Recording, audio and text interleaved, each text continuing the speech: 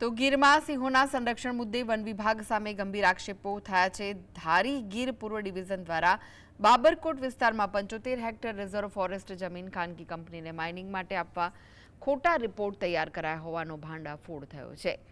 વિકાસ યાદવે કેન્દ્ર સરકારને મોકલાયેલા ફોર્મમાં આ વિસ્તારમાં કોઈ વાઇલ્ડ લાઇફ કોરિડોર નથી તેમ દર્શાવ્યું, જ્યારે વન વિભાગના જ મેનેજમેન્ટ પ્લાનમાં બાબરકોટ વિસ્તારમાં કોરિડોર નંબર 20માં સમાવાયો છે। હજારો વૃક્ષો સિંહોના કુદરતી માર્ગ પર ખતરો ઊભા થતા પર્યાવરણ પ્રેમીઓ અને સ્થાનિકોમાં ભારે રોષ જોવા મળ્યો છે। ધારી ઓફિસથી વન વિભાગના અધિકારીઓ દ્વારા અલ્ટ્રાટેક સિમેન્ટ કંપની તરફે પોઝિટિવ અભિપ્રાયો આપવામાં આવેલ છે। અમારા વિસ્તારમાં સિંહો ખૂબ જ મોટા સંખ્યામાં રહે છે। આ વિસ્તારમાં સિંહો ગ્રુપ સાથે રહે છે અને આ જમીન કંપનીને સોંપવામાં આવે તો સિંહો અને ગામડાઓ વચ્ચે ઘર્ષણ વધશે અને સિંહોની મુશ્કેલીઓ પણ વધશે। આથી અમારી માનનીય મુખ્યમંત્રી સાહેબને નમ્ર વિનંતી છે કે આ કંપનીને આ જમીન કંપનીને સોંપવામાં ન આવે એવી અમારી માંગ છે।